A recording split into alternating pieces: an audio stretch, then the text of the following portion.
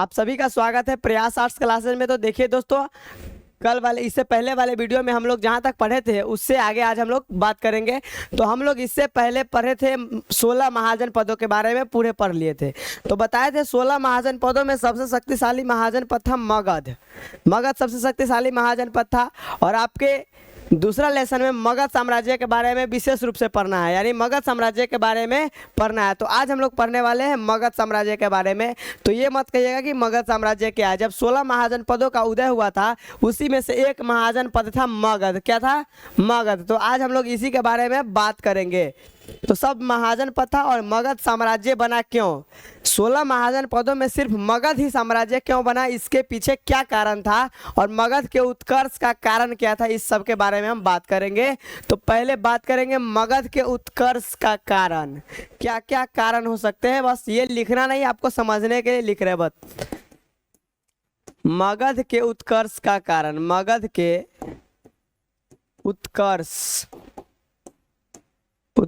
का कारण, यानी मगध के उत्थान का कारण क्या था। मगध इतना शक्तिशाली और मगध काहे इतना विकसित हुआ, इसके पीछे क्या कारण था। तो सुन लीजिए, मगध के उत्कर्ष के कारण की बात करेंगे तो इसके पीछे कई सारी कारण थी। सबसे पहला तो मगध की जो भौगोलिक दृष्टिकोण से मगध का जो स्थिति था, जो लोकेशन था, वो काफ़ी अच्छी थी। देखिए, मगध की भौगोलिक स्थिति से मगध बहुत ही बढ़िया जगह पर बसाया गया था। जैसे कि मान लीजिए मगध कहाँ स्थित था? बिहार में। बताए थे बिहार के 3 गो महाजन पद है, एक है मगध, एक है वज्जी और तीसरा है अंग। तो मगध जो है, मगध 2 तरफ से तो नदी से घिरा है। भौगोलिक दृष्टिकोण से कहने का मतलब क्या हुआ? मगध, मान लीजिए ये मगध है, यहाँ पर ये मगध है, इधर से इसको गंगा नदी सुरक्षा कर रही है, इधर से सोन नदी सुरक्षा कर रही है। 2 तरफ से इसको नदी सुरक्षा कर रही है और इधर से जो है वो पहाड़ पठार है। तो 3 ओर से इसकी सुरक्षा करने की कोई ज़रूरत नहीं, सेना रखने की कोई ज़रूरत नहीं है। पहला कारण इसका था भौगोलिक दृष्टिकोण। पहला कारण इसका जो था भौगोलिक दृष्टिकोण। पहला कारण भौगोलिक दृष्टिकोण। क्या था? भौगोलिक दृष्टिकोण। देखिए, मगध के जो बसाया गया था भौगोलिक दृष्टिकोण से मगध काफी अच्छे जगह पर बसाया गया था। इसके 2 ओर से नदी सुरक्षा करती थी, एक ओर से गंगा नदी, एक ओर से सोन नदी, और इधर से पहाड़ पठार, जंगल, घने जंगल थे। इसलिए मगध के उत्कर्ष का पहला कारण तो यह था कि भौगोलिक दृष्टिकोण से यह काफी अच्छे जगह पर थी, इसको 2 तरफ से सेना रखने की कोई जरूरत नहीं होती थी। दूसरा कारण इसका क्या था?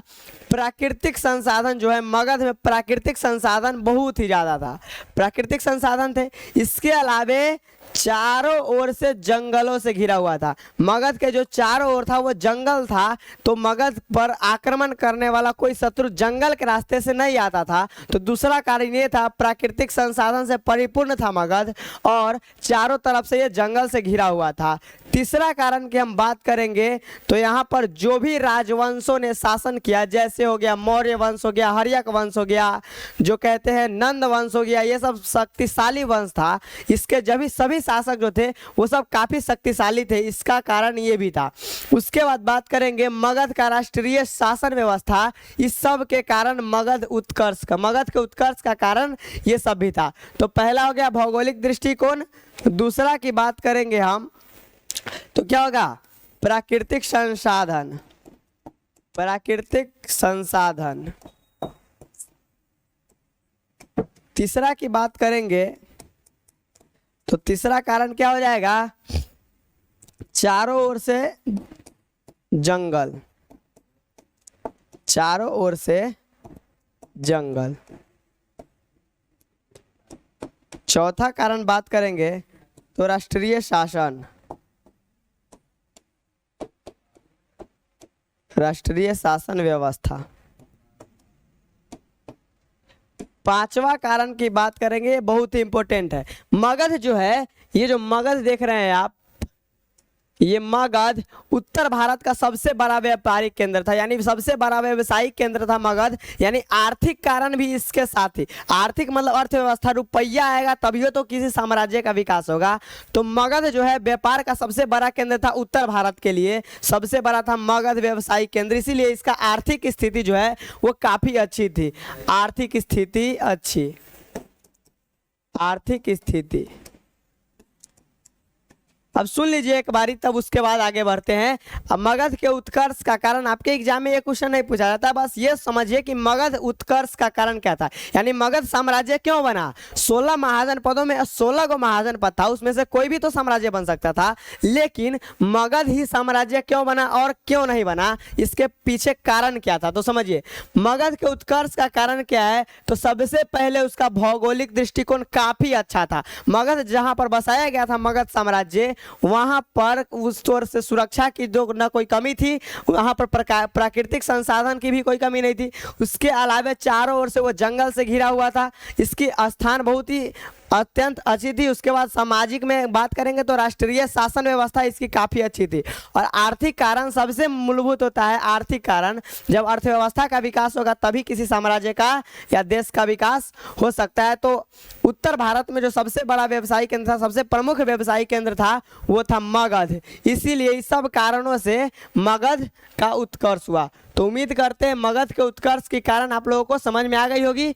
अब बात करेंगे मगध साम्राज्य के संस्थापना कब हुआ, संस्थापक कौन थे, इस सब के बारे में हम चर्चा करेंगे। अब तो हम उम्मीद करते हैं ये सब समझ में आ गया होगा। चलिए इसको हटाते हैं।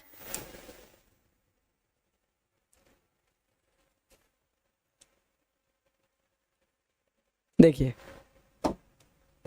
चलिए अब हम बात करेंगे मगध साम्राज्य के स्थापना के बारे में, इसके संस्थापक के बारे में।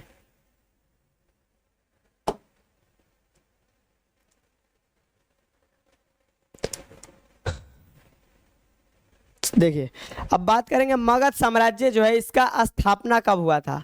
मगध की स्थापना, मगध साम्राज्य की जो स्थापना हुआ था, इसकी स्थापना कब हुई थी, इसके संस्थापक कौन है, इस सब के बारे में बात करेंगे। इसके संस्थापक, यहाँ से आपका कहानी स्टार्ट हो जाएगा, कहानी से ही क्वेश्चन बनेंगे। तो मगध साम्राज्य की जो स्थापना हुई थी वो कब हुई थी, तो इसके बारे में हम बात करेंगे। तो इसकी स्थापना जो हुई थी 544 ईसा पूर्व में, 544 ईसा पूर्व, 544 ईसा पूर्व में मगध साम्राज्य की स्थापना हुई थी। मगध साम्राज्य की स्थापना कब हुई थी, 544 ईसा पूर्व में। ईसा पूर्व को हम बीसी भी कहते हैं, बीसी, बीसीई भी कहते हैं, बीसी भी कहते हैं। तो आप लोग को हम यदि बीसी भी लिखेंगे तो आप लोग समझ जाइएगा कि ईसा पूर्व की बात कर रहे हैं। बीसी का मतलब होता है बिफोर क्राइस्ट, यानी ईसा मसीह के जन्म से पहले की घटना को हम लोग बीसी में रखते हैं। तो उम्मीद करते हैं ये बात समझ में आई होगी कि मगध साम्राज्य की स्थापना कब हुई थी, 544 ईसा पूर्व में मगध साम्राज्य की स्थापना हुई थी। बात करेंगे इसके संस्थापक कौन थे। तो इसके जो संस्थापक थे वो थे जो हर्यक वंश के भी स्थापना किए थे। मगध साम्राज्य पर शासन करने वाला पहला वंश था, उसकी स्थापना जो किए थे वही मगध साम्राज्य की भी स्थापना किए थे। तो इस प्रकार आपसे पूछेगा मगध पर शासन करने वाला पहला शासक कौन था। आपके हम 12th लेवल से बता रहे हैं, आगे बढ़िएगा तो और भी बताना होगा। तो देखिए मगध साम्राज्य के जो संस्थापक थे वो थे बिंबिसार। बिंबिसार, आपसे 12th में जो क्वेश्चन पूछता है उसका आंसर यही होगा कि मगध साम्राज्य के संस्थापक कौन थे, बिंबिसार। लेकिन जब आप हाई लेवल का एग्जाम दीजिएगा, जब कंपटीशन लेवल का एग्जाम दीजिएगा, तो उसमें पूछता है मगध साम्राज्य के संस्थापक कौन थे, तो उसमें आ जाता है बृहद्रथ। तो आप लोग ये नहीं याद रखेंगे, आप लोग ये वाला याद नहीं रखेगा, ये वाला ना आप लोगों के लिए नहीं, आप लोगों के लिए यही है, सही है, बिंबिसार। मगध साम्राज्य के जो संस्थापक थे वो थे बिंबिसार। कौन थे, बिंबिसार, याद रखेगा। स्थापना कब के थे, 544 ईसा पूर्व में। ठीक है, तो ये सब बात हो गया मगध साम्राज्य से जो परिचय था वो किए। अब बात करेंगे मगध साम्राज्य पर शासन करने वाले वंशों की बात करेंगे और उसका एक ट्रिक भी बताएंगे जिससे शासन क्या कहते हैं, एक ट्रिक बताएंगे जो शॉर्ट ट्रिक है जिससे आप लोगों का पूरा मगध साम्राज्य के शासन क्या कहते हैं राजवंशों का नाम याद हो जाएगा। जितने भी वंश मगध साम्राज्य पर शासन किए उस सब का नाम आप लोगों को याद हो जाएगा। तो ये समझ में आ गया होगा। चलिए अब बात करते हैं मगध साम्राज्य पर शासन करने वाले वंश। देखिए मगध साम्राज्य पर शासन करने वाले वंश, शासन करने वाले वंश, मगध साम्राज्य पर शासन करने वाले जो वंश है उसके बारे में हम चर्चा करेंगे। तो देखिए सबसे पहले हम इधर लिखेंगे वंश, यानी जो वंश मगध साम्राज्य पर शासन किया। फिर इधर लिखेंगे शासनकाल, नहीं पहले लिखेंगे संस्थापक, पहले लिखेंगे संस्थापक, फिर लिखेंगे शासनकाल,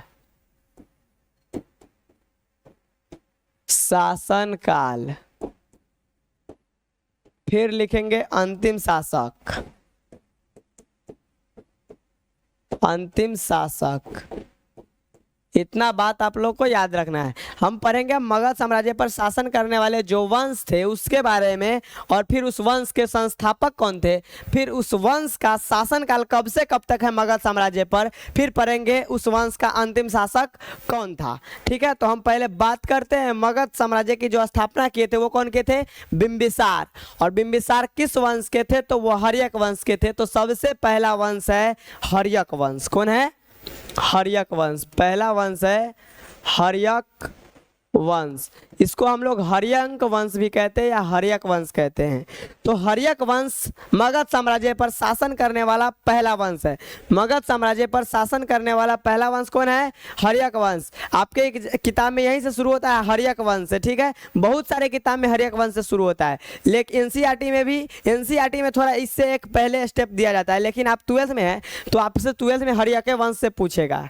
ठीक है, तो सबसे पहला हर्यक वंश है। उसके बाद बात करेंगे हर्यक वंश के जो संस्थापक थे वो कौन थे, तो वो है बिंबिसार। कौन है, बिंबिसार। हर्यक वंश के संस्थापक कौन है, बिंबिसार है। बात करेंगे हर्यक वंश का शासनकाल कब से कब तक है, यानी मगध साम्राज्य पर हर्यक वंश का शासनकाल कब से कब तक है, तो 544 बीसी से 412 बीसी तक है। इसमें कोई बिंबिसार का ही शासनकाल ये नहीं है। देखिए ये पूरा वंश का शासनकाल है, यानी हर्यक वंश का शासनकाल है 544 से 412 बीसी तक। ये मत समझिएगा कि बिंबिसार का शासनकाल है। बिंबिसार का शासनकाल तो 544 से 491 बीसी तक रह गया, लेकिन पूरे वंश का शासनकाल 544 से 412 बीसी तक है, यानी 412 ईसा पूर्व तक। बीसी का मतलब बताया है ईसा पूर्व तक है। उसके बाद इसके जो हर्यक वंश के अंतिम जो शासक है वो है नागदशक। कौन है, नागदशक। हर्यक वंश के अंतिम शासक कौन है, नागदशक है। हर्यक वंश का अंतिम शासक है नागदशक। फिर बात करेंगे हर्यक वंश के बाद आया था शिशुनाग वंश। कौन है, शिशुनाग वंश। शिशुनाग वंश, शिशुनाग वंश। देखिए तो शिशुनाग वंश के जो संस्थापक है वो है शिशुनाग। कौन है, शिशुनाग। शिशुनाग वंश के संस्थापक कौन है, शिशुनाग है।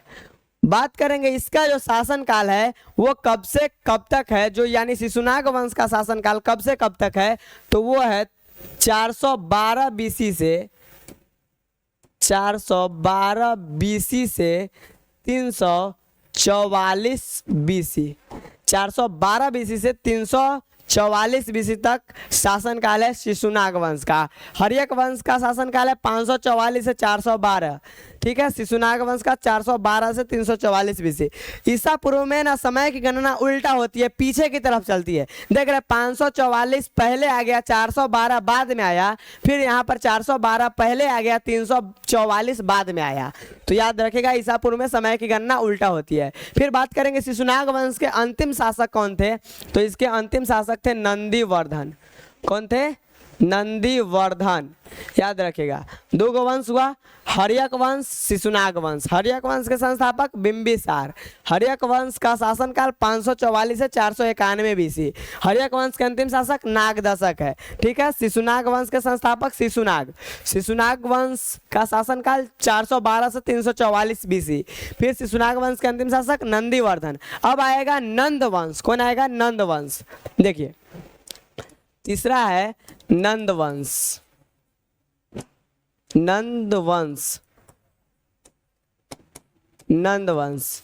नंद वंश के संस्थापक कौन है? महापद्म नंद। कौन है? महापद्म नंद। याद रखिएगा वो अरे नंद वंश के संस्थापक है महापद्म नंद। महापद्म नंद। नंद वंश के संस्थापक कौन है? महापद्म नंद। याद रखिएगा। फिर नंद वंश का शासनकाल कब से कब तक है, तो ये ना ज्यादा दिन शासन नहीं किया था, ये क्या था 344 बीसी से लेकर यानी 344 ईसा पूर्व से लेकर 322 ईसा पूर्व यानी 322 बीसी तक। 344 बीसी से 322 बीसी तक। और नंद वंश के अंतिम शासक कौन थे? घानानंद। ये सब बच्चा को याद रखता है घानानंद, क्योंकि ये ना इतना बार एग्जाम में पूछा गया है कि नंद वंश के अंतिम अत्याचारी शासक कौन था? घानानंद, या इसी को धानानंद भी कहते हैं। घानानंद या धानानंद इसी को कहते हैं। अब नंद वंश के बाद आया जो कि मगध साम्राज्य पर सबसे अधिक दिन तक शासन किया। सबसे अधिक दिन तक अब आया मौर्य वंश। नंद वंश के बाद आया था मौर्य वंश। चौथा वंश है कौन? मौर्य वंश। मौर्य वंश। मौर्य वंश के जो संस्थापक है वो है चंद्रगुप्त मौर्य। कौन है? चंद्रगुप्त मौर्य। मौर्य वंश के संस्थापक कौन है? चंद्रगुप्त मौर्य। याद रखिएगा मौर्य वंश के संस्थापक है चंद्रगुप्त मौर्य। फिर बात करेंगे मौर्य वंश का शासनकाल कब से कब तक है। पूरे मौर्य वंश का शासनकाल कब से कब तक है, तो ये है 322 बीसी से लेकर 185 बीसी तक। 185, देखिए 185 बीसी तक मौर्य वंश का शासनकाल कब से कब तक है? 322 ईसा पूर्व से 185 ईसा पूर्व तक। 137 वर्षों तक शासन किया मौर्य वंश। मौर्य वंश 137 वर्षों तक शासन किया। और मौर्य वंश के अंतिम शासक जो थे वो है बृहद्रथ मौर्य। बृहद्रथ मौर्य।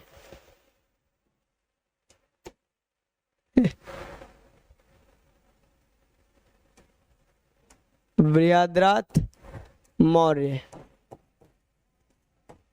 बृहद्रथ मौर्य मौर्य वंश के अंतिम शासक थे। अब पांचवा वंश आया मौर्य वंश के बाद आया शुंग वंश। शुंग वंश। शुंग वंश। शुंग वंश के संस्थापक कौन थे? तो पुष्यमित्र शुंग। और मगध पर शासन करने वाला पहला ब्राह्मण वंश था शुंग वंश। शुंग वंश के संस्थापक कौन थे? बात करेंगे तो शुंग वंश के संस्थापक पुष्यमित्र शुंग। पुष्यमित्र शुंग।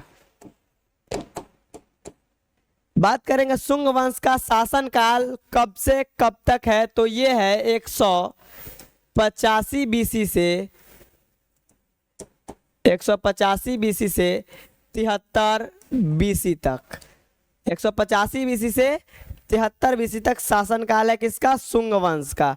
बात करेंगे शुंग वंश के अंतिम शासक कौन है, तो वो हो जाएंगे देवभूति। कौन? देवभूति।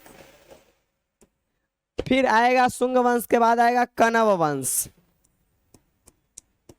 कण्व वंश छठा वंश है कण्व वंश।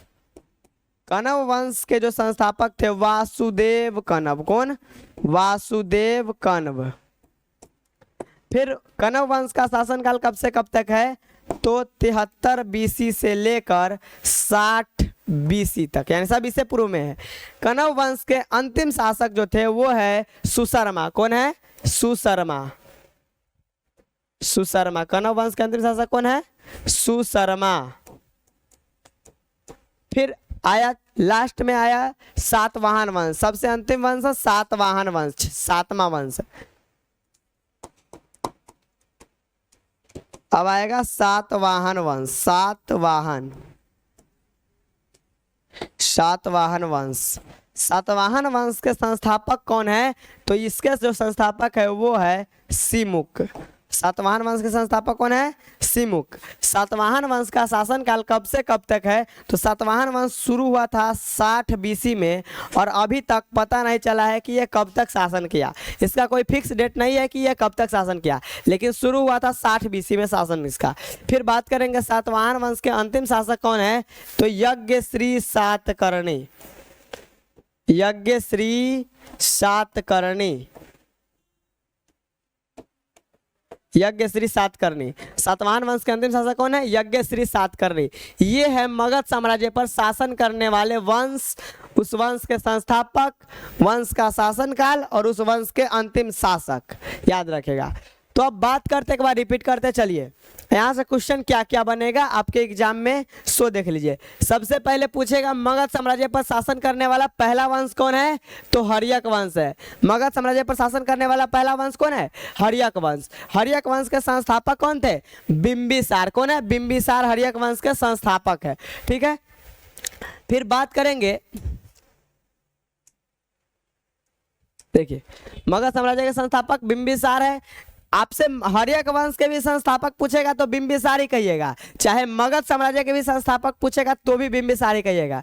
रे भाई, जब तक हर्यक वंश की स्थापना नहीं होगा तो मगध साम्राज्य की स्थापना कैसे होगा? मगध साम्राज्य की स्थापना किया और उस पर हर्यक वंश की भी स्थापना किया, और मगध साम्राज्य पर शासन करने वाला पहला वंश हर्यक वंश है, और मगध साम्राज्य पर शासन करने वाला पहला शासक जो है वो बिंबिसार है। कौन है? बिंबिसार है मगध साम्राज्य पर शासन करने वाला पहला शासक है। फिर बात करेंगे हर्यक वंश का शासन काल कब से कब तक, यानी हर्यक वंश मगध साम्राज्य पर शासन कब से कब तक किया? तो 544 बीसी से 412 ईसा पूर्व, यानी ठीक है। फिर बात करेंगे हर्यक वंश के अंतिम शासक कौन थे? नागदशक। कौन है? नागदशक हर्यक वंश के अंतिम शासक है। आपके एग्जाम में क्वेश्चन क्या पूछेगा बता देते हैं, आपसे शासन काल नहीं पूछेगा हर्यक वंश का, आपसे बस ये पूछेगा मगध साम्राज्य के संस्थापक कौन थे और हर्यक वंश के संस्थापक कौन थे। फिर पूछेगा हर्यक वंश के अंतिम शासक कौन थे? नागदशक। हो गया, शासनकाल नहीं पूछेगा। शासनकाल केवल और केवल मौर्य वंश का ही पूछेगा और किसी का शासनकाल नहीं पूछता है। फिर बात करेंगे दूसरा वंश कौन आया मगध साम्राज्य पर शासन करने वाला? दूसरा वंश शिशुनाग वंश। आपको यह क्रम से याद रखना होगा, क्योंकि अगर ऑप्शन में हर्यक वंश ना देके शिशुनाग वंश देगा तब तो शिशुनाग वंश मानना होगा, क्योंकि क्रम से पहले हर्यक वंश, दूसरा में शिशुनाग वंश, फिर नंद वंश, फिर मौर्य वंश, तब शुंग वंश, तब कण्व वंश, तब सातवाहन वंश। ठीक है, एक ट्रिक बताते हैं जिससे आप पूरे वंश को क्रम से याद रखिएगा। क्रम से याद रखने का वंश, देखिए ट्रिक बता देते हैं। ट्रिक है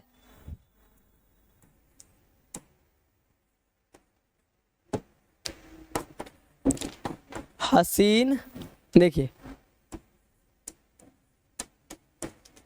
हसीन मसुक शाह, हसीन मसुक शाह, याद रखेगा, ये ट्रिक है।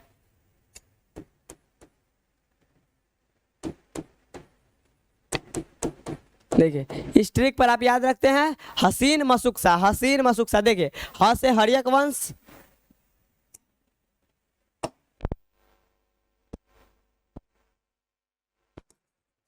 हर्यक वंश, सी से क्या होगा? शिशुनाग वंश, शिशुनाग वंश। फिर हो जाएगा न से हो जाएगा नंद वंश, म से हो जाएगा मौर्य वंश। आप लोग ट्रिक भी याद रख सकते हैं, मौर्य वंश। फिर हो जाएगा सु से हो जाएगा शुंग वंश, शुंग वंश। फिर हो जाएगा क से कण्व वंश, कण्व वंश। एक हो जाएगा सा से सातवाहन वंश, सातवाहन वंश। याद रखिएगा क्या हो जाएगा? तो हसीन मशुक्सा आप ट्रिक याद रख सकते हैं। हर्यक वंश, शिशुनाग वंश, नंद वंश, मौर्य वंश, शुंग वंश, कनव वंश, सातवाहन वंश। हसीन मशुक्सा, ह से हर्यक वंश, सी से शिशुनाग वंश, न से नंद वंश, म से मौर्य वंश, सु से शुंग वंश, और क से कनव वंश, सा से सातवाहन वंश याद रखते हैं। तो हसीन मशुक्सा ये सब क्रम है, ये मगध साम्राज्य पर शासन करने वाले वंशों का क्रम इसी प्रकार है, हसीन मशुक्सा याद रखेगा। तो चलिए हम बात कर रहे थे यहाँ तक। तो हर्यक वंश सबसे पहला वंश है जो मगध साम्राज्य पर शासन किया।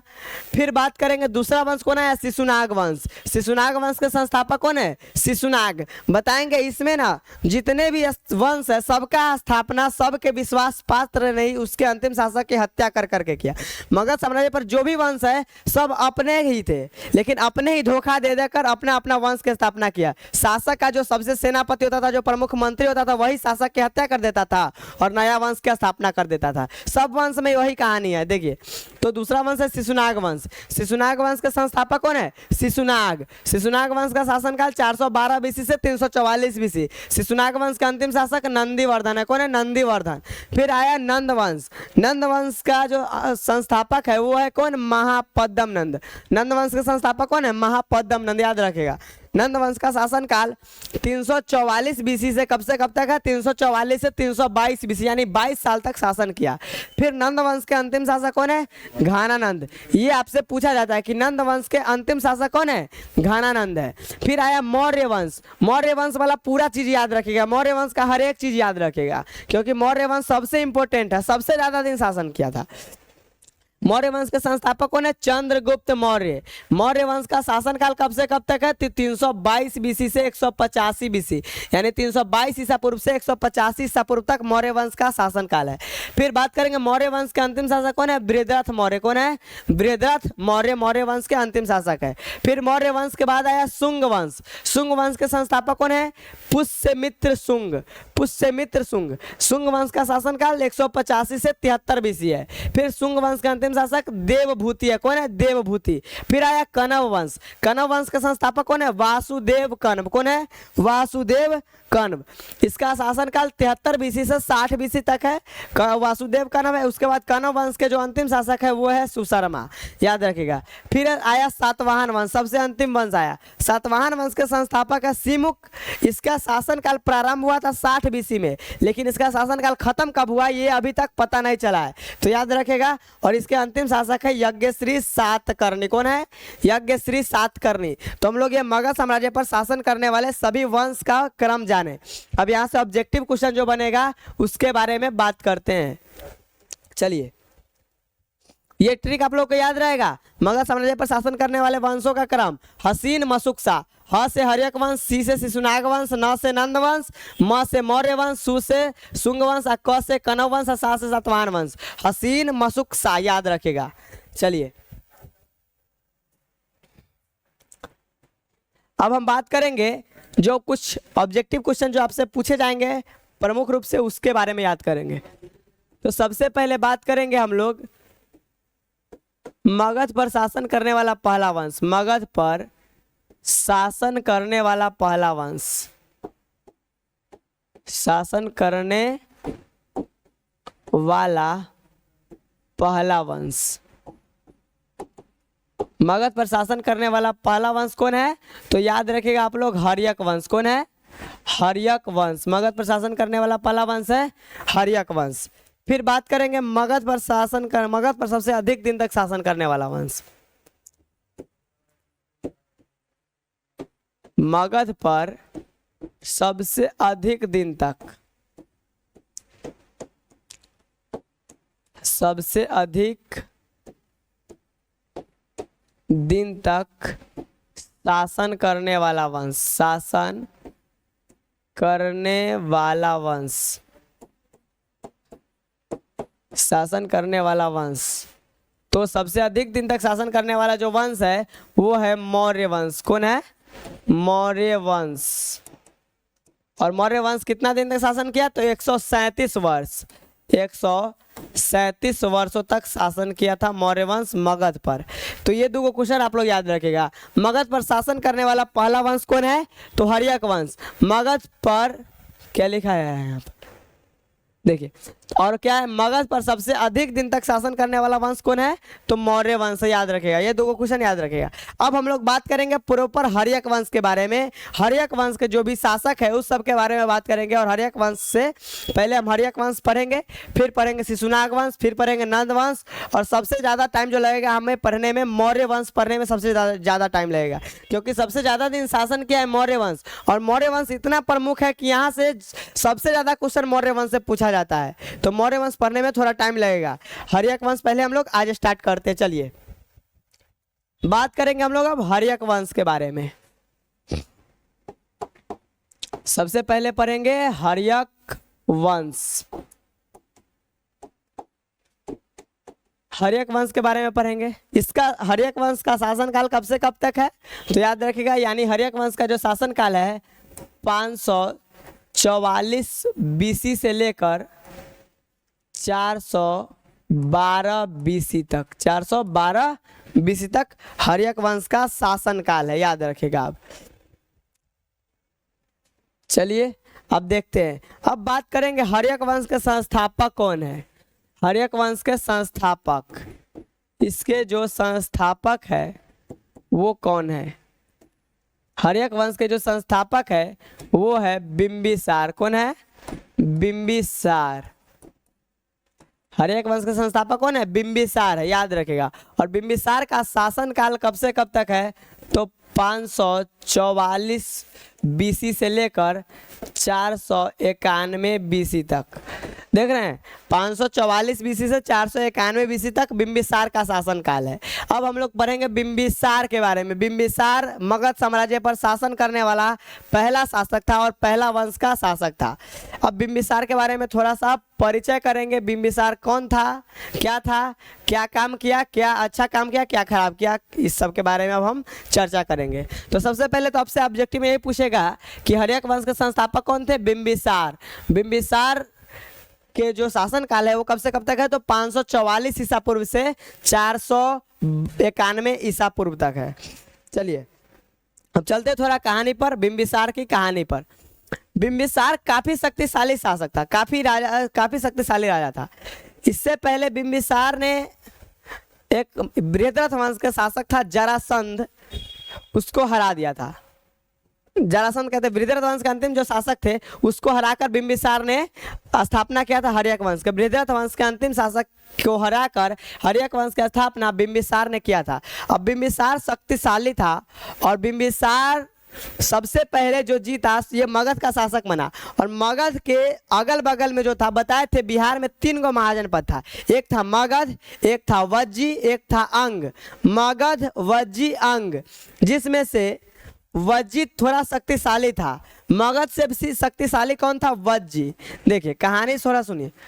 वज्जी शक्तिशाली था, अंग शक्तिशाली नहीं था। अंग जो था शक्तिशाली नहीं था, मगध शक्तिशाली था, लेकिन मगध वज्जी से थोड़ा कमजोर था। सबसे ज़्यादा पावरफुल जो उस समय जो था वो था वज्जी था। इस तीनों में बात करेंगे, लेकिन 16 महाजन पदों में सबसे शक्तिशाली की बात करें तो मगध ही था। लेकिन मगध के पास उतना अच्छा नहीं था, उतना क्या कहते हैं अर्थव्यवस्था अच्छा नहीं थी, उतना हथियार अच्छा नहीं था कि वज्जी को ये जीत सके, वज्जी को जीत सके। काम किया था वो अंग के जो राजा थे, अंग के जो शासक थे वो थे ब्रह्मदत्त। कौन थे, ब्रह्मदत्त। अंग के राजा थे ब्रह्मदत्त। देखिए अंग का जो राजा था ब्रह्मदत्त, बिंबिसार जब ये मगध का शासक बना तब सबसे पहला काम जो किया था वो अंग को जीतकर मगध साम्राज्य में मिला लिया। अंग को जीतकर किस में मिला लिया, मगध साम्राज्य में। अब मगध हो गया यहाँ तक, अब अंग वाला क्षेत्र किसका हो गया, मगध का। अब बिंबिसार सोचा वज्जी को जीतना है, लेकिन वज्जी इतना पावरफुल था कि अगर बिंबिसार अगर आक्रमण करता वज्जी पर, यानी मगध के जो सैनिक थे वो वज्जी के सामने नहीं टिक सकते थे। वज्जी महाजनपद में बुआ 8 गो जनपद था, क्या गो, 8 गो जनपद था, बताए थे। वज्जी महाजनपद के अंतर्गत 8 गो जनपद था और दुनिया का सबसे पहला गणतंत्र जो स्थापित हुआ था वज्जी महाजनपद में हुआ था। वहाँ के जो राजा थे 8 को जनपद में बांट दिए थे और सब जनपद का अलग अलग यानी शासन पर करने के लिए अलग अलग प्रशासक नियुक्त कर दिए थे, गणतंत्र की स्थापना किए थे। ये नहीं कि राजा के बेटा भी उस प्रांत का गवर्नर हो, ऐसा नहीं था। वहाँ पर जनता द्वारा चुना गया जो प्रतिनिधि होता था वही उस जनपद का शासन प्रशासन करता था, उसी को नियुक्त करते थे। तो वज्जी महाजन पद में 8 को जनपद था। वजी इतना पावरफुल था कि मगध उससे नहीं जीत सकता था। तो मगध के जो शासक थे बिंबिसार, ये बहुत तेज निकले, बहुत ही दिमाग वाले निकले। ये जो किए थे वो वज्जी के यानी वज्जी में एक जो जनपद था लिच्छवी, जिसका नाम था लिच्छवी, बताए थे लिच्छवी में ही सबसे पहला गणतंत्र स्थापित हुआ था। दुनिया का पहला गणतंत्र लिच्छवी में स्थापित हुआ था। आप लोग कभी वैशाली जाते हो तो वैशाली में पोस्टर पर बोर्ड पर लिखा रहता है दुनिया का पहला गणतांत्रिक राज्य वैशाली में आपका स्वागत है, क्योंकि वज्जी की राजधानी जो थी वो कहाँ थी, वैशाली थी। और मगध की राजधानी कहाँ थी, तो हम बात कर लेते हैं। मगध की राजधानी भी लिख रहे हैं, देखिए इसकी राजधानी देखिए, बिंबिसार अपनी राजधानी कहाँ बनाई थी, तो राजगृह बनाई थी, राजगृह। बिंबिसार की जो राजधानी थी कहाँ, राजगृह। और मगध साम्राज्य की राजधानी बताए थे राजगृह थी, फिर बाद में पाटलिपुत्र भी गया। तो बिंबिसार की राजधानी कहाँ था, राजगृह में। और बिंबिसार क्या किया, लिच्छवी नरेश की पुत्री, जो लिच्छवी नरेश की जो पुत्री थी उसके साथ बिंबिसार विवाह कर लिया। और लिच्छवी किसके अंतर्गत आता था, वज्जी के अंतर्गत आता था। अब बताइए लिच्छवी के नरेश की पुत्री जो है उससे विवाह कर लेगा बिंबिसार, तो क्या वज्जी कभी अब मगध पर आक्रमण करेगा? अब मगध और वज्जी में तो शत्रु खत्म हो जाएगा, क्योंकि अब वैवाहिक संबंध स्थापित कर लिया।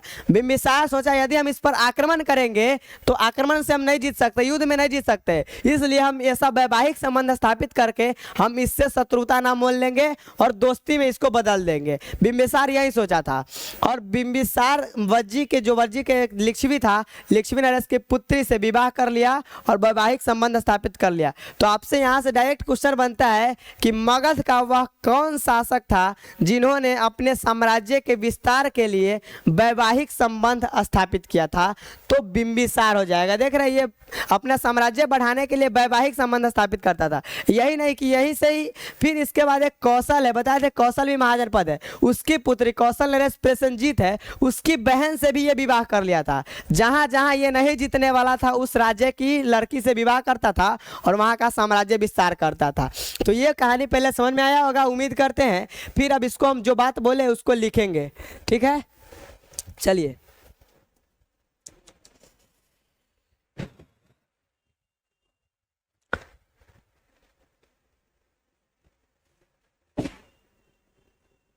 जो राजधानी थी बिंबिसार की वहाँ कहाँ थी, राजगृह, याद रखिएगा, राजगृह बिंबिसार की राजधानी थी। अब बात करेंगे बिंबिसार ने सबसे पहला काम क्या था, बिंबिसार अंग को जीतकर मगध में मिला लिया। बिंबिसार ने अंग के राजा कौन थे उस समय, ब्रह्मदत्त थे, ब्रह्मदत्त। अंग के राजा ब्रह्मदत्त को पराजित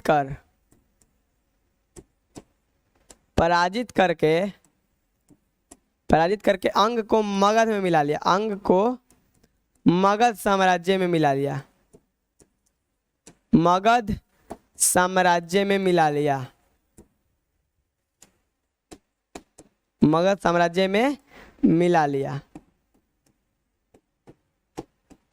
सबसे पहला काम क्या था बिंबिसार, क्या बिंबिसार ने अंग के राजा ब्रह्मदत्त, कौन है अंग के राजा, ब्रह्मदत्त। आपसे पूछ सकता है कि जब बिंबिसार ने अंग पर आक्रमण किया उस समय अंग के जो राजा थे वो कौन थे, तो याद रखिएगा ब्रह्मदत्त। कौन है, ब्रह्मदत्त। और अंग के राजा जो ब्रह्मदत्त है उसको हरा दिया और अंग को मगध साम्राज्य में मिला लिया, ठीक है?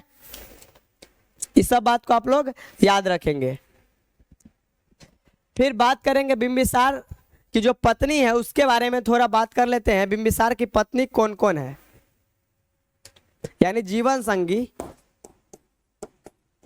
बिंबिसार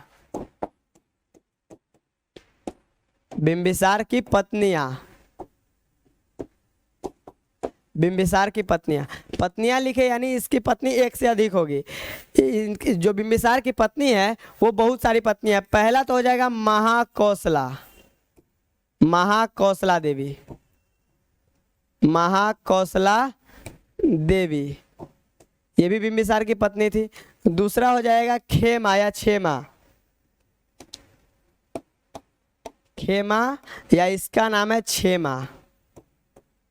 तीसरा जो हो जाएगा चेलना, चेलना, हेलना नहीं, चेलना,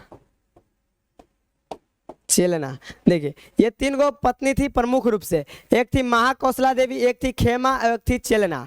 देखिए अब बात करेंगे ये महाकौशला देवी है वो कौन थी, तो ये कौशल नरेश प्रसेनजीत की बहन थी। ये कहाँ की थी, कौशल देश की राजकुमारी थी, कौशल देश की राजकुमारी, कौशल देश की राजकुमारी, कौशल देश की राजकुमारी थी कौन, महाकौशला देवी। महाकौशला देवी कौशल देश की राजकुमारी थी। और ये जो खेमा जो देख रहे हैं ये मद्र देश की राजकुमारी थी, मद्र देश, मद्र देश की राजकुमारी। उसके बाद ये जो चेलना देख रहे हैं ये है लिच्छवी नरेश चेटक की पुत्री, लिच्छवी नरेश, लिच्छवी, लिच्छवी नरेश चेटक, चेटक की पुत्री। देखिए लिच्छवी नरेश चेटक की पुत्री। क्या बात करेंगे तो बिंबिसार की पत्नियां कौन कौन है, तो महाकौशला देवी, प्रमुख रूप से महाकौशला देवी। सबसे महाकौशला देवी का ही क्या कहते हैं ना, ये जो चेलना है प्रमुख है और महाकौशला देवी प्रमुख है, यही दो प्रमुख है। सबसे प्रमुख महाकौशला देवी, और जो इसका जो बेटा बना था, जो उत्तराधिकारी बना था वो चेलना का पुत्र बना था, इसलिए चेलना भी इंपॉर्टेंट है। तो महाकौशला देवी कहाँ की राजकुमारी थी, कौशल देश की राजकुमारी। कौशल के जो राजा थे प्रसेनजीत, बताए थे कौशल की राजधानी कहाँ थी, श्रावस्ती। कौशल महाजन पद की राजधानी श्रावस्ती थी, वहीं की एक राजकुमारी थी जिसका नाम था महाकौशला देवी। और वहाँ के जो राजा थे कौशल देश के वो थे प्रसेनजीत। कौशल देश, कौशल नरेश के क्या कहते हैं, प्रसेनजीत की बहन, कौशल नरेश प्रसेनजीत की बहन थी महाकौशला देवी। उससे भी विवाह किया था कौन, बिंबिसार। और सबसे पहले तो ये बज्जी को जीतने के लिए क्या किया, तो चेलना से विवाह किया, लिच्छवी नरेश चेटक, लिच्छवी नरेश चेटक, यानी चेटक जो है वो लिच्छवी के राजा थे। कहाँ के, लिच्छवी के जो राजा थे चेटक, उनका नाम था चेटक। उसकी पुत्री थी कौन, चेलना। इससे भी विवाह किया कौन, बिंबिसार, और वैवाहिक संबंध स्थापित किया। तो मगध का वह शासक कौन था जो अपने साम्राज्य के विस्तार के लिए वैवाहिक संबंध बनाता था, तो वो हो जाएगा बिंबिसार, याद रखेगा। और खेमा है या इसी का नाम है क्षेमा, ये थी मद्र देश की राजकुमारी। कहाँ के, मद्र देश की राजकुमारी थी। इसके अलावे एक और पत्नी है, ये तीन पत्नी प्रमुख है। एक और है आम्रपाली, जिसका नाम है आम्रपाली, आम्रपाली, ये भी बिंबिसार की पत्नी थी आम्रपाली, याद रखिएगा। आम्रपाली भी इसकी पत्नी थी बिंबिसार की। तो ये सब बिंबिसार का हाथी हो गया। अब बात करेंगे बिंबिसार किस धर्म को मानता था। तो जो बिंबिसार है वो किस धर्म को मानता था, तो बौद्ध धर्म को भी मानता था, जैन धर्म को भी मानता था। बिंबिसार पहले बौद्ध धर्म को मानता था, बाद में जैन धर्म को अपना लिया अपने पत्नी चेलना से प्रभावित होकर। यानी जो चेलना है लिच्छवी नरेश चेटक की पुत्री, उन्होंने बिंबिसार को कहा कि आप बौद्ध धर्म को छोड़ दीजिए और जैन धर्म को अपना लीजिए। तो बिंबिसार क्या किया, जैन धर्म को अपना लिया, पहले बौद्ध धर्म को मानता था। तो आपसे क्वेश्चन पूछे बिंबिसार किस धर्म का अनुयायी था, यानी किस धर्म को मानता था। तो बात करेंगे बिंबिसार, बिंबिसार बौद्ध धर्म को मानता था, बौद्ध धर्म को मानता था। बिंबिसार बौद्ध धर्म को मानता था, बाद में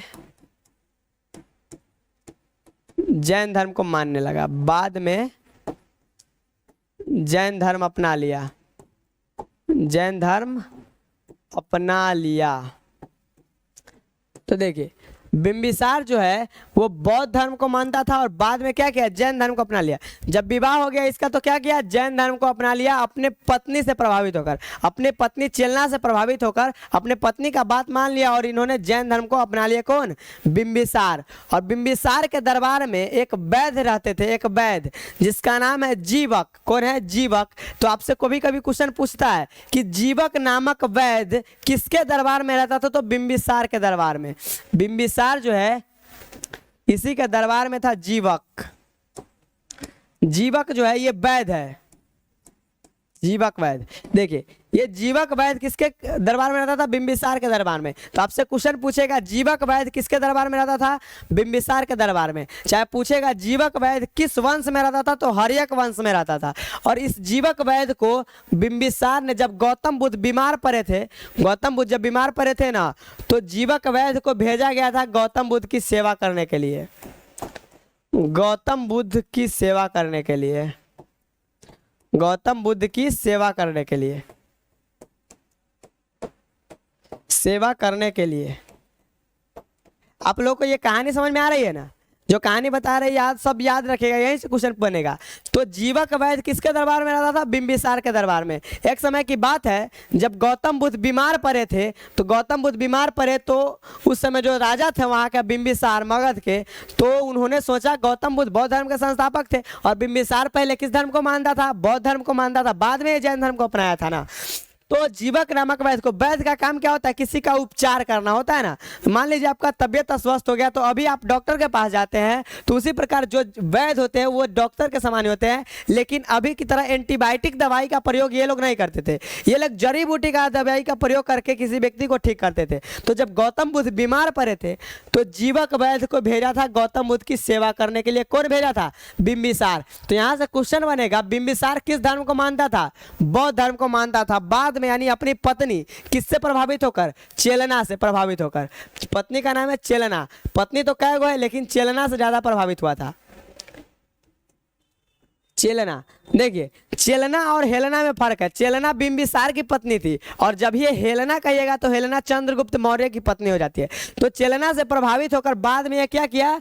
जैन धर्म को अपना लिया। अपनी पत्नी का बात माना, चेलना से प्रभावित होकर बाद में जैन धर्म को अपना लिया। फिर बात करेंगे तो जीवक वैद्य किसके दरबार में रहता था? बिंबिसार के दरबार में। और किस वंश में रहता था? तो हर्यक वंश में। याद रखेगा, ये क्वेश्चन पूछेगा जीवक वैद्य किसके शासनकाल में था? बिंबिसार के शासनकाल में। किस वंश में था? तो हर्यक वंश में था। फिर बात करेंगे, जब गौतम बुद्ध बीमार पड़े थे, तो बिंबिसार ने किसको भेजा था सेवा करने के लिए? तो जीवक वैद्य को भेजा था। किसको? जीवक वैद्य को, याद रखेगा। फिर बिंबिसार के दरबार में एक प्रसिद्ध, क्या कहते हैं ना, प्रसिद्ध वास्तुकार थे। वास्तुकार का मतलब क्या होता है? मूर्तिकार, जो मूर्ति बनाते उड़ाते हैं, वास्तुकार। मूर्ति निर्माण करने वाला बिंबिसार के दरबार में एक प्रमुख था, जिसका नाम था महागोविंद। जिसका नाम क्या था? महागोविंद। महागोविंद। तो यहां से भी क्वेश्चन पूछ सकता है, ये क्या था? वास्तुकार। वास्तुकार, याद रखेगा। बिंबिसार के दरबार में क्या थे? ये वास्तुकार थे। प्रमुख वास्तुकार कौन थे? महागोविंद। याद रखेगा, क्वेश्चन पूछेगा बिंबिसार के दरबार का प्रमुख वास्तुकार कौन था? तो महागोविंद थे। याद रखेगा इस सब बात को, ठीक है। तो उम्मीद करते हैं यहां तक समझ में आ गया होगा। अब बिंबिसार का अन्य नाम है, कुछ अन्य नाम भी है। बिंबिसार का अन्य नाम क्या है? तो बिंबिसार को किस नाम से जाना जाता है? तो सेनीय के नाम से जाना जाता है। सेनीय, या इसी को कहते हैं श्रेनिक के नाम से जानते हैं। श्रेनिक, श्रेनिक। देखिए बिंबिसार का अन्य नाम क्या है? सेनीय या श्रेनिक। इसके अलावे सेनीय या श्रेनिक और खादिरसार। खादिरसार, खादिरसार कहा जाता है। पूछेगा बिंबिसार का अन्य नाम क्या है? तो श्रेनिक और खादिरसार। श्रेनिक को हम सेनीय भी कहते हैं, श्रेनिक को सेनीय भी कहते हैं। बिंबिसार का अन्य नाम यही था, ठीक है। तो उम्मीद करते हैं ये सब बात आप लोगों को समझ में आई होगी। चलिए थोड़ा आगे बढ़ते हैं अब, ठीक है। बिंबिसार का अन्य नाम क्या है? सैनिक या खादिरसार या सेनीय, उसी को कहते हैं। अब बिंबिसार का जो हत्या हुआ था, बिंबिसार अब खत्म होने के कगार पर आया। अब बिंबिसार की इसके आगे कहानी कल बताएंगे। अब जो चेलना थी उसने एक पुत्र को जन्म दिया जिसका नाम था अजात शत्रु। अब अजात शत्रु की बात करेंगे, फिर बिंबिसार की हत्या करवाएंगे। चलिए, तो उम्मीद करते हैं यहाँ तक समझ में आया होगा। अब पहले रिपीट करते हैं, फिर इससे आगे कल पढ़ेंगे। क्या क्या पढ़े हैं? हम पढ़े मगध एम्पायर के बारे में। तो सबसे पहले पढ़े मगध साम्राज्य के उत्थान का क्या कारण था, यानी उत्कर्ष का क्या कारण था, इसके बारे में पढ़े। भौगोलिक दृष्टि, आर्थिक स्थिति। इसके बाद मगध साम्राज्य के संस्थापक कौन थे? तो बिंबिसार। स्थापना कब हुआ? 544 ईसा पूर्व में, 544 बीसी में मगध साम्राज्य की स्थापना हुआ था। फिर पढ़े मगध साम्राज्य पर शासन करने वाले वंश, हसीन मशुक्सा, हर्यक वंश, शिशुनाग वंश, नंद वंश, मौर्य वंश, शुंग वंश, कनव वंश, सातवाहन वंश। हर्यक वंश के संस्थापक बिंबिसार। उसके बाद हर्यक वंश का शासनकाल 544 ईसा पूर्व से 412 ईसा पूर्व तक। फिर हर्यक वंश के अंतिम शासक नागदशक। फिर आया शिशुनाग वंश के संस्थापक शिशुनाग वंश का शासनकाल 412 बीसी से 344 बीसी तक। शिशुनाग वंश के अंतिम शासक क्या है? तो नंदीवर्धन। फिर आया नंद वंश के संस्थापक महापद्म नंद वंश के अंतिम शासक घनानंद। नंद वंश का शासनकाल 344 से 322 ईसा पूर्व तक। फिर आया मौर्य वंश के संस्थापक चंद्रगुप्त मौर्य वंश का शासनकाल 322 से 185 ईसा पूर्व तक। मौर्य वंश के अंतिम जो शासक थे वो थे बृहदत्त मौर्य। ठीक है। उसके बाद है शुंग वंश के संस्थापक पुष्यमित्र शुंग। मगध पर शासन करने वाला पहला ब्राह्मण वंश था शुंग वंश, याद रखेगा। और शुंग वंश का शासनकाल जो 185 से 73 बीसी तक है। शुंग वंश के अंतिम शासक देवभूति है। फिर आया कनव वंश के संस्थापक वासुदेव कनव है। यानी कनव वंश के जो शासनकाल है 73 बीसी से 60 बीसी तक है। फिर कनव वंश के अंतिम शासक है सुशर्मा। फिर आया सातवाहन वंश, अंतिम वंश है। सातवाहन वंश के संस्थापक सिमुक। इसकी स्थापना हुई थी 60 बीसी में। सातवाहन वंश के अंतिम शासक यज्ञश्री सातकर्णी। यहाँ तक समझ में आया होगा। फिर हम पढ़े हर्यक या मगध पर शासन करने वाला पहला वंश हर्यक वंश। मगध पर सबसे अधिक दिन तक शासन करने वाला वंश मौर्य वंश 137 वर्ष तक। फिर पढ़े हर्यक वंश का शासनकाल 544 ईसा पूर्व से 412 ईसा पूर्व तक है। हर्यक वंश के जो संस्थापक थे बिंबिसार का शासनकाल 544 से 491 बीसी तक है। बिंबिसार ने अपनी राजधानी कहाँ बनाई थी? तो राजगृह राजधानी बनाई थी। बिंबिसार ने अंग को जीतकर मगध में मिला लिया, यानी बिंबिसार ने अंग को जीतकर मगध साम्राज्य में मिला लिया। और अंग के जो राजा थे वो थे ब्रह्मदत्त। कौन थे? ब्रह्मदत्त, याद रखेगा। फिर बात करेंगे बिंबिसार की पत्नी कौन कौन थी। तो बताए थे बिंबिसार जिस राज्य को नहीं जीत सकता था उस राज्य से वैवाहिक संबंध स्थापित कर लिया था। यानी जब बताइए वज्जी अब कभी मगध पर हमला नहीं करेगा, क्योंकि मगध का ससुराल कहाँ हो गया? वज्जी में हो गया। तो अब रिश्तेदारी में बदल जाएगा तो आक्रमण करेगा। तो बिंबिसार यही सोचता था, जहां बिंबिसार नहीं जीतने वाला है उस राज्य की जो महिला होती थी और जो राजकुमारी होती थी उससे विवाह करता था। वो भी किसी अरे गरे लड़की से नहीं, राजकुमारी से, क्योंकि एक राजा था। तो राजा विवाह किससे करेगा? राजकुमारी से करेगा। अब राजकुमारी से विवाह कर लिया तो वैवाहिक संबंध बन गया। अब ना एक दूसरे पर आक्रमण नहीं करेगा। समझ में आया? तो अगर वज्जी को नहीं जीतता ना, अगर या बिंबिसार वज्जी को नहीं जीतता या वज्जी से विवाह नहीं करता, वज्जी के जो राजकुमारी थी चेलना, इससे विवाह नहीं करता, तो वज्जी इतना शक्तिशाली था कि एक दिन में मगध को कब्जा कर सकता था। इसीलिए पहले बिंबिसार ने होशियारी की और लिच्छवी के जो राजकुमारी थी चेलना उससे विवाह कर लिया। और लिच्छवी वज्जी के अंतर्गत आता था, इसीलिए अब वज्जी वालों ने कभी मगध पर हमला नहीं करेगा। ठीक है, तो ये बात समझ में आया होगा। फिर बात करेंगे बिंबिसार का अन्य नाम क्या है? श्रेनिक या सेनीय, इसको कहते हैं श्रेनिक या सेनीय। और इसका अन्य नाम है खादिरसार। बिंबिसार बौद्ध धर्म को मानता था। बाद में जो चेलना कही लिच्छवी नरेश पुत्री की चेलना, उसने कहा कि जैन धर्म को अपना लीजिए, तो ये जैन धर्म को अपना लिया। फिर बिंबिसार के दरबार में एक प्रमुख वैद्य रहता था जिसका नाम था जीवक। ये जीवक वैद्य वही है जो गौतम बुद्ध की सेवा करने के लिए गया था। यानी बिंबिसार ने गौतम बुद्ध की सेवा करने के लिए जीवक नामक वैद्य को भेजा था, जो किसके दरबार में रहता था? बिंबिसार के दरबार में रहता था। बिंबिसार के दरबार में एक प्रसिद्ध वास्तुकार रहता था, यानी मूर्ति निर्माण करने वाला, वो रहता था महागोविंद, जिसका नाम क्या था? महागोविंद भी हर्यक वंश में ही था, याद रखेगा। तो यहाँ तक समझ में आया होगा। अब बिंबिसार का शासनकाल अब खत्म होने वाला है। अब बिंबिसार का शासनकाल 491 ईसा पूर्व में बिंबिसार की हत्या हो जाती है। हत्या कर देता है कोई और नहीं, इसका पुत्र अजातशत्रु। कल हम इसका कहानी बताएंगे, बहुत ही कहानी रोचक है। अजातशत्रु का कहानी, काहे अपने पिता की हत्या करता है, इस सब के पीछे क्या कारण था, हम कल इसके बारे में चर्चा करेंगे। बस याद रखिएगा बिंबिसार की हत्या 491 ईसा पूर्व में कर दिया गया। ठीक है, तो उम्मीद करते आज वाली क्लास समझ में आई होगी। तो उम्मीद आज की सेशन को हम यहीं पर रहने देंगे और कल इससे आगे पढ़ेंगे अजातशत्रु के बारे में, जो काफ़ी इंपॉर्टेंट है। अजातशत्रु बहुत ही इंपॉर्टेंट शासक है। चलिए तो मिल लेंगे कल।